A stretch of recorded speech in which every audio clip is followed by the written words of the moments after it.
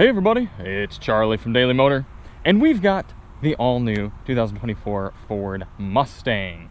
This is a GT Premium model that you're looking at here in front of us in Grabber Blue. We've got the 19-inch bronze wheels, the performance package, and yeah, GT Premium, so all coming in about $55,000. We've got that 5-liter V8 underneath making 480-ish horsepower. We've actually got some 87 octane fuel in here, so I don't know exactly how much horsepower we're making, but it's a good amount. It's a healthy motor, 415 pound-feet of torque, the all-new body, the new interior, and also a lot of familiarities to the previous generation Mustang. So it's a driver's car. Without too much further ado, let's hop in and drive it. But I do have to say, this new generation does look really good. I like what they did with the headlights. I like the functional grille scoop. These slats right here actually go in and help for ventilation. It's a cool car. I mean, the Mustang it's for my entire lifetime just spoken cool. On the inside, you see the progression of evolution for the Mustang here. We've got things like a better wireless device charger, 6-speed manual transmission, as always, a fake handbrake. So if you all haven't seen this yet, this is an electric handbrake just done like a real one. So if I pull it, it just does that, but it engages the parking brake, and if I push it, it releases the parking brake. Car's probably got to be on, but it's not like you're actually pulling the handbrake. This is just a button, a lever essentially, but it actually, it's okay. I don't really hate it.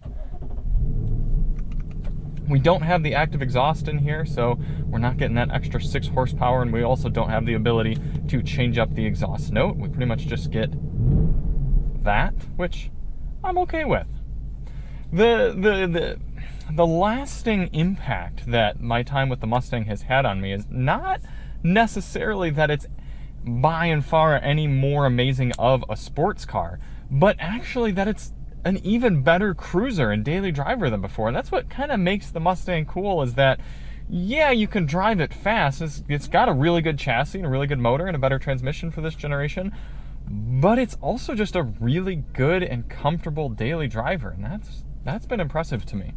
If you do want to see even more on the car that we don't get into here in this review, check the link below, because we've got a dedicated fuel economy test, a dedicated review on the 9-speaker mid-level sound system in this one, and the new 13.2-inch infotainment screen, the Sync 4 screen here. You can see got Android Auto coming up and a bunch of customizable functionality. We also show about this customizable gauge cluster here that you can see. I have a retro Fox body setup here. I think it looks really cool, but you can also go into features and My Mustang and cluster theme. You can see how quickly the screen's responding, and go to a more modern look there with colors that you can customize. But I like this old school look.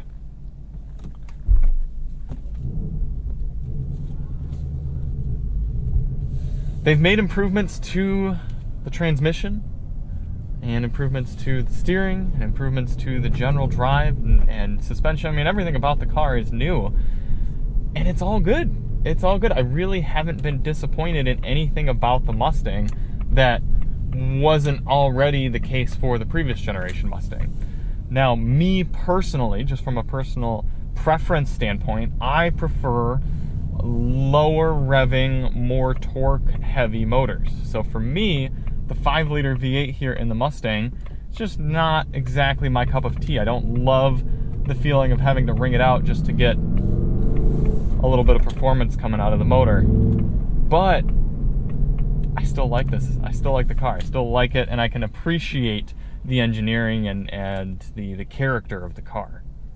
And now that Chevy has given up with the Camaro and Dodge is moving along to sort of this weird turbo inline 6 and electric version of the Charger, or is it the Challenger now? Either one, whatever's still around. I think it's the Charger. The Mustang's what you get. The Mustang is still your traditional, nice M3 right there. Mustang's still your traditional V8 with a 6-speed manual, and like I said, fairly low compression ratio engine, so you can still run 87 octane in here.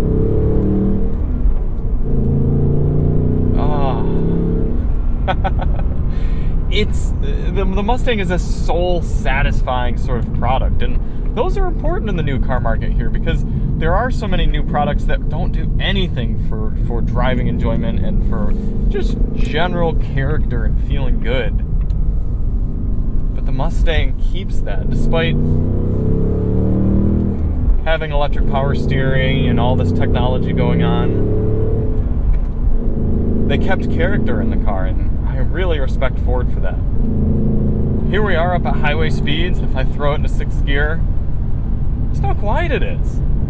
This is a refined car, and that's like I said, been more impressive to me so far, having it throughout this week, than the chassis or than the engine. Because tons of reviews are going to get into the new Mustang, especially the Dark Horse, and they're going to throw it around on track or on canyon roads and go, oh yeah, you know, this transmission and this chassis, and oh, you can get it 0 to 60 in this time, and you can, it's a little bit faster here, and there's better tires there. But in the real world, people get in their Mustangs and they cruise, and they take it out to Cars and Coffee, or they go on a Sunday drive, or if you're me, you'd get a convertible and you'd take it out to get ice cream. I mean, that's the Mustang, and a lot of people use them as daily drivers as well, and that's what I want to get across to you, is the seats are comfortable, the ergonomics are good, the steering wheel feels nice in the hands, it's got a lot of adjustability. And this big screen, when you're bringing up your phone projection, it works nicely and responds well.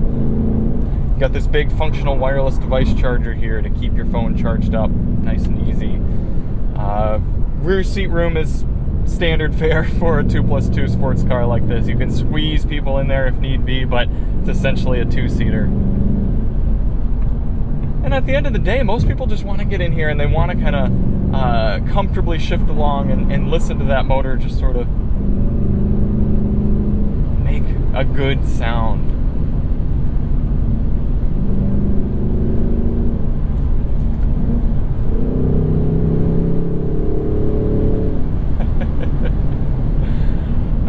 And because so much power is tucked away up there in the higher RPMs, it does make it satisfying to ring it out. You do really get to feel like you paid for the whole tachometer, so I'm going to use the whole tachometer. And when you really get up there and use it, it's fun. You can see that rev matching working so well for me right there. It makes it so that when I push the clutch in and shift into a lower gear, the car automatically brings the RPMs up to meet me where it should be, rather than me having to balance the clutch. And I could turn it off real easily still, but it just adds to the ease of driving of this car.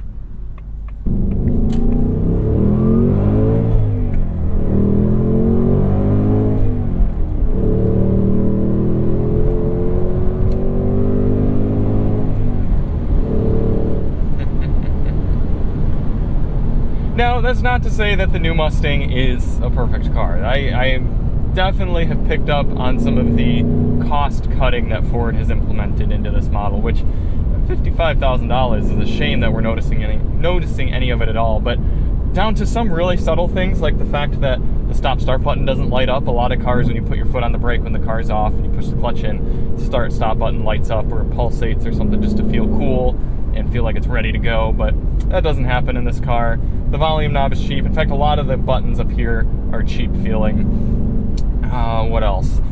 I've had some squeaks and rattles in the car throughout the week. Some of the carbon fiber-y plastic bits around the cabin are a bit lackluster, but the pony car does need to balance this sort of everyday affordability with remarkable performance, and I do still think this Mustang is doing that.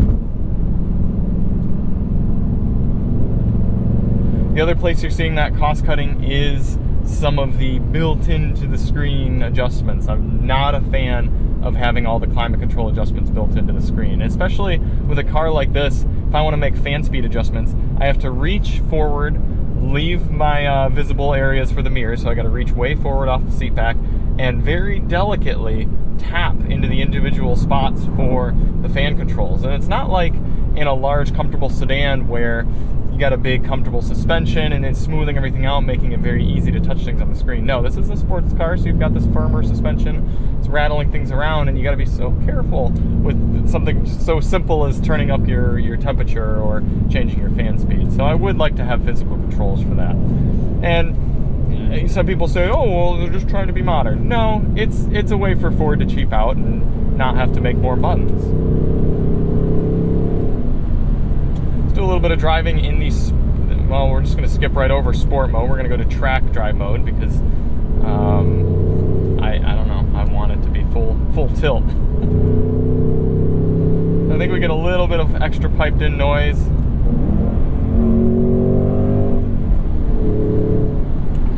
Yeah, such a healthy power.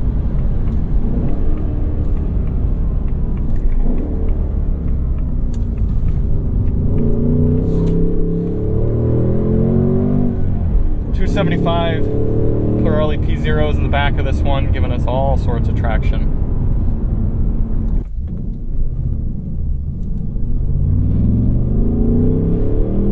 I was going to take off aggressively there, but this Tesla decided to turn right in front of me.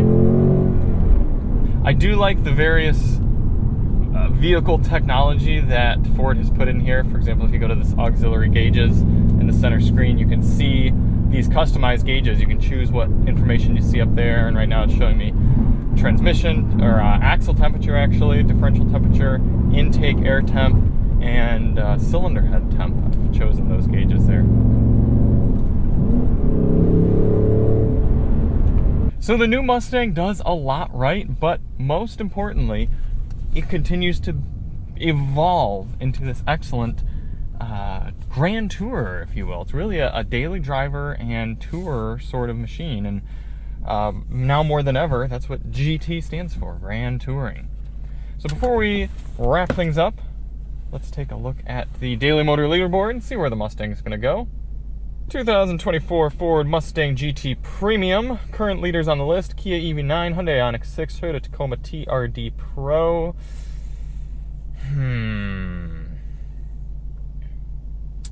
I think this is going to go right here. 10th place, behind the Chevy Corvette E-Ray and above the Hyundai Tucson Limited. I mean, hey, the Mustang does a good job at what it's supposed to do. For me, it just doesn't thrill me that much with being kind of a heavier car, and I don't know. It's kind of just a cool party piece, and that's it. I mean, I felt similarly about the Corvette E-Ray. I didn't think it was any sort of amazing value. It's not really a car I'd want to live with daily. It just sort of was really cool. And the Mustang it's fun, it's cool, it looks good, but it doesn't really thrill me in any specific way, and it doesn't really soothe or satisfy me in any real specific way like some of the cars higher up on the list do. But it makes sense. I understand why somebody would get it, and as weird as it is, I'd actually really like to try the 2.3 liter with this car, because as much as I love the V8 and I love having that sensation, I'd like to see where a little bit more of the value play could be as well with this chassis and platform. So thank you all so much for watching. Like I said, if you do want to see more on the Mustang, check the link below. We've got the other aspects reviewed separately. And we'll see you on the next one. I'm Charlie from Daily Motor, and as always, drive on.